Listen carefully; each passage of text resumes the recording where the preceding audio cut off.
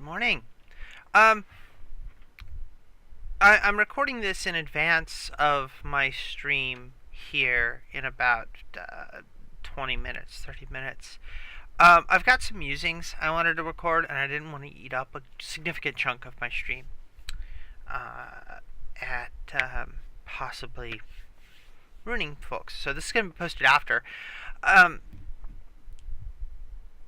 in the last couple of years, I have watched as multiple new technologies have come onto the market, and I wanted to kind of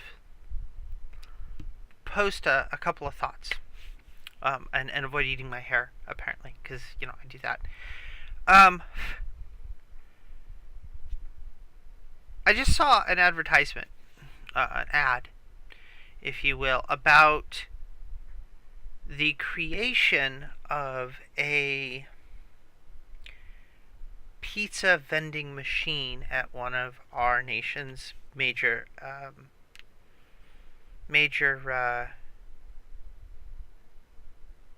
educational institutions. This follows on the heels of a restaurant in the Northwest that was opened that didn't get approval in California to open, but was approved in I think Arizona. That is effectively fully automated, with the exception of a single individual that oversees it.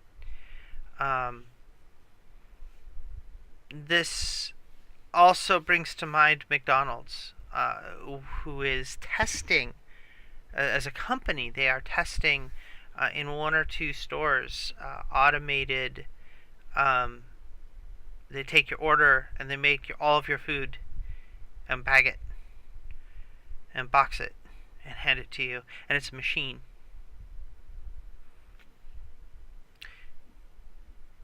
As time has come on, a lot of our technologies, a lot of our for lack of a better term, a lot of our work tools have improved. There are tools today that exist that make our lives much easier, but they do so at a cost of a human cost of folks who we would normally employ. Case in point, let's take a computer. The same thing I'm currently recording on. In order to record a video like this in the past, I would need a lighting expert, and I would need a video editor, and a videographer, and a director, and a script. Well, I don't do well with scripts anyway.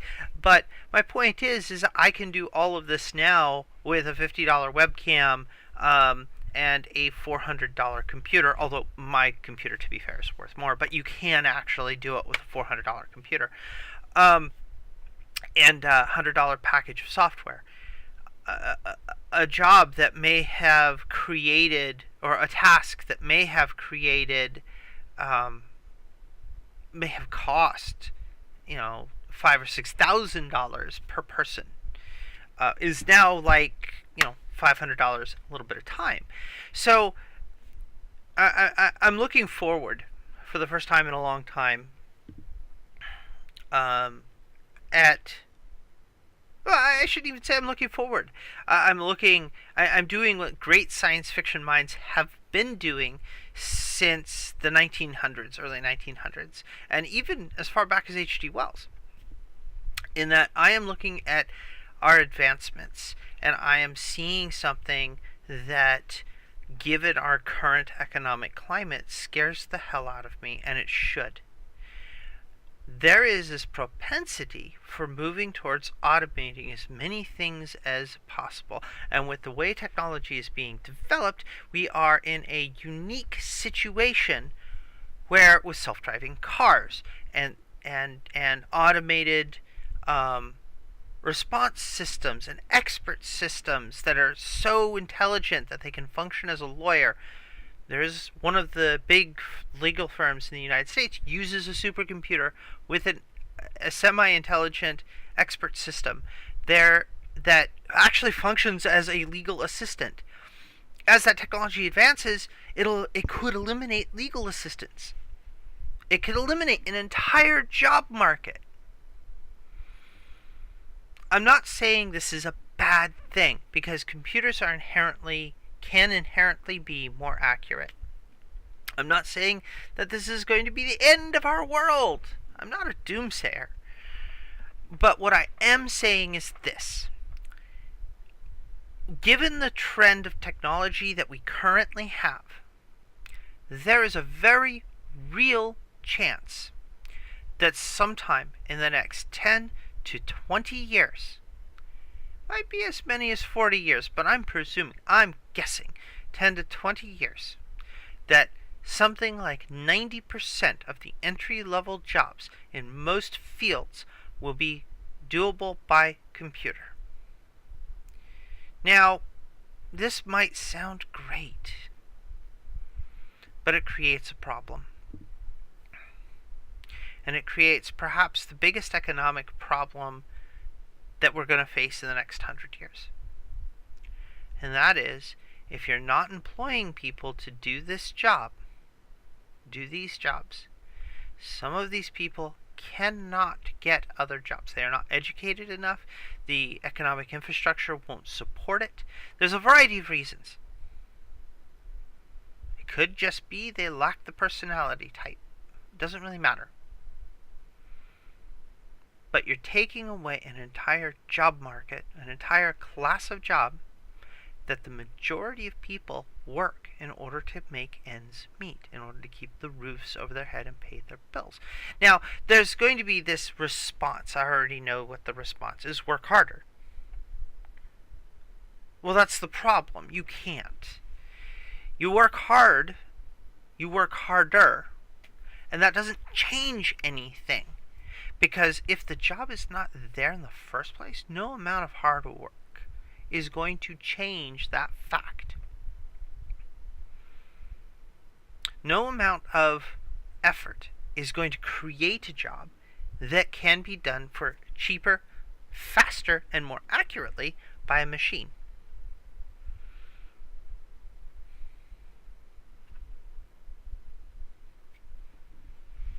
So,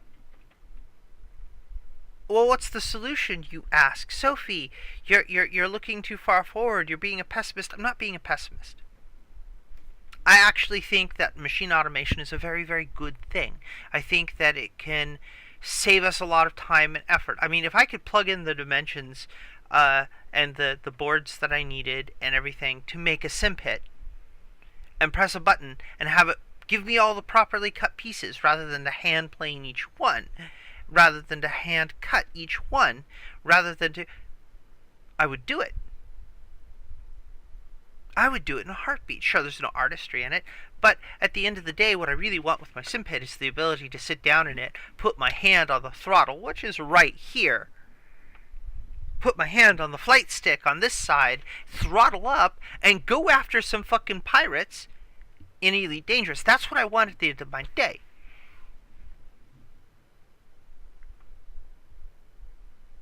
So yes, I would make use of more advanced technology. But the problem is going to become that companies aren't going to be able to exist because there's no money, because people aren't working, because there are no jobs, because the jobs have all been automated.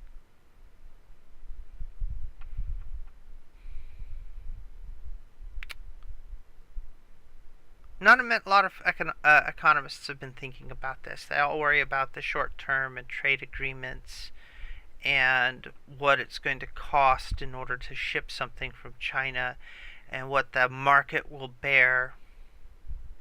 They're not looking at the steps companies are going to do in order to create profit. Even my job, even my day job, I work as a merchandise control associate, MCSA.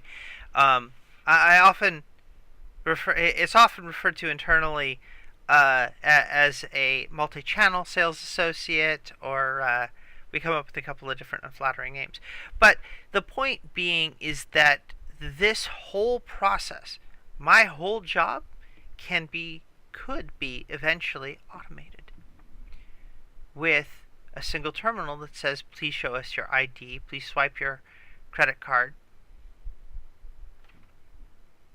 put the ID in, it scans it, looks up the order, finds the order number. Robotic arm grabs the item or box that the item's in, turns it around, gives it to the customer. Prompt says, hey, is this the right item? My job is automated at that point. There's no purpose for me to even be there beyond to look and make sure everything's working right. So even art and computer programming and game design, a lot of these, there's a supercomputer that was built specifically to make games.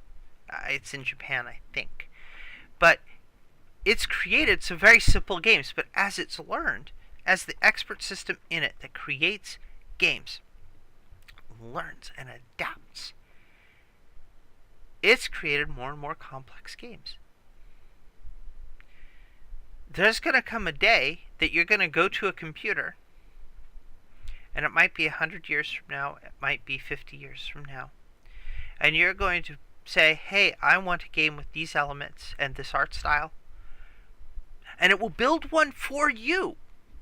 It will be your game, your unique combination of the things you want. It'll be personalized so tightly to you and your experience that it will be a unique game. And streaming games like that is going to be phenomenal because you don't know what you're going to get because your game is not like anyone else's. But it puts an entire industry out of work. What's the solution? I know, I've come back. I'm trying to illustrate this enough ways and enough different to make folks know that what I'm talking about it's not science fiction. It's here. It's happening. It's happening now.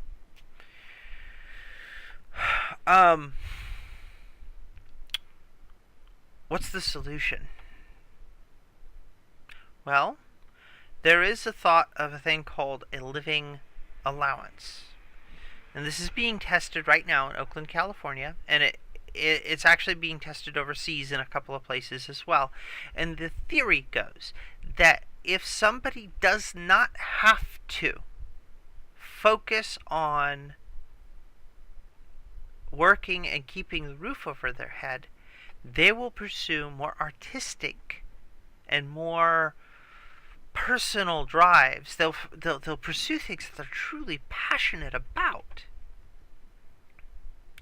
And this passion will create a position for themselves. They'll be able to sell what they make. They'll be able to sell what they do. You're seeing some of this already to a degree with folks who live stream online. They want to share their passion with the world, and this is one avenue that they do it. And they make money at it, and they profit at it, and suddenly they don't have to actually have a day job. But the living allowance, the concept of a living allowance, that you won't have to worry about food, the roof over your head, electricity, water, that your bare essentials, the things that you need to live, are taken care of.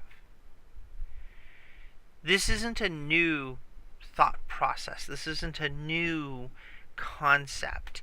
This is a concept that has never been fully embraced.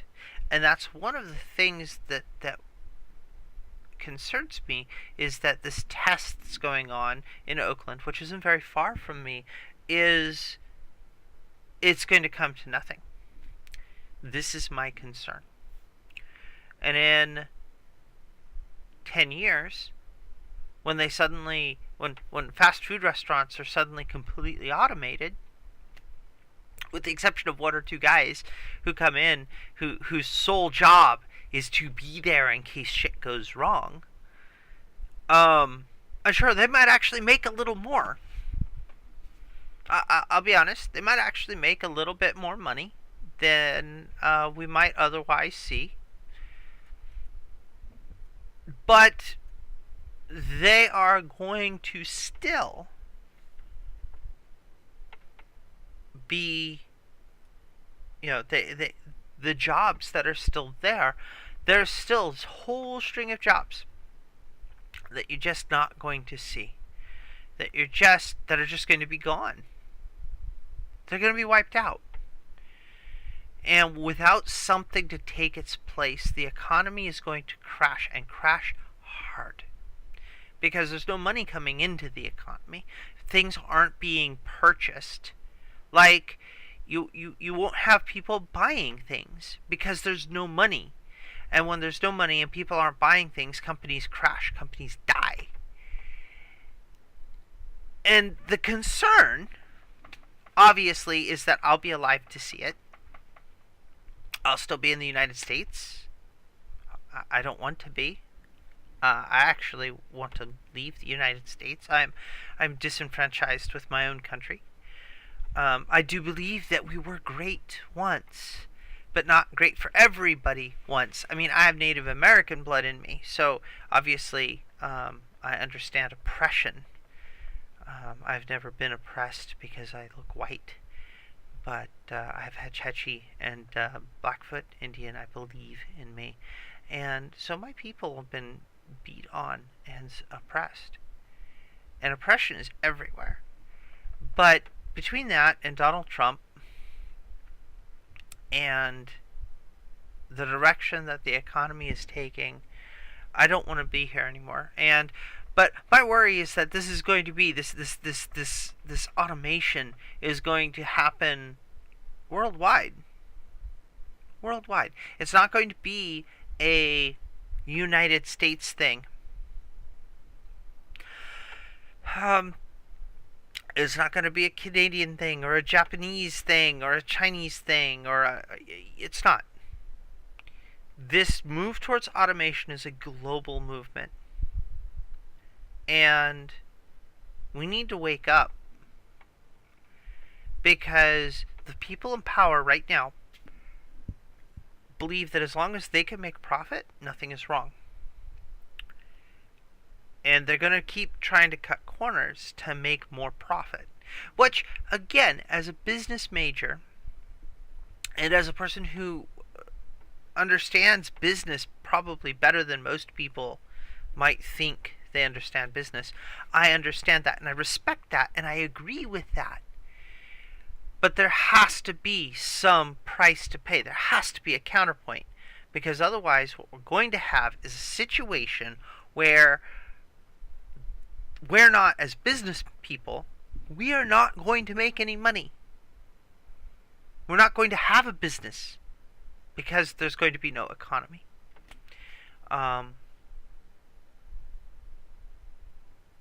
The universal living allowance is one step in the right direction, but it means that things like military spending's got to be cut. It means that subsidies to businesses need to be cut. It means that interest rates need to be brought under control. The stock market excesses need to be magnified and glassed and looked at closely.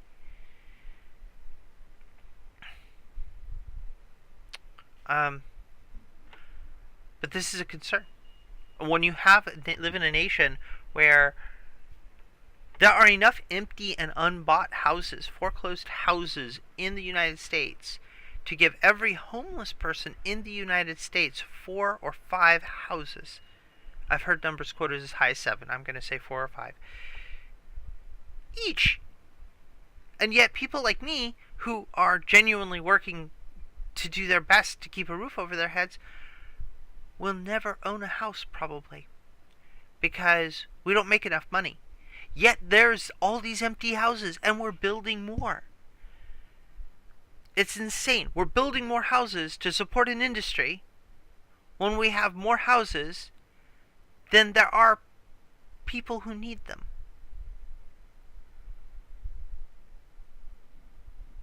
Anyway, this has been Tuesday's Thoughts. I have to go and stream.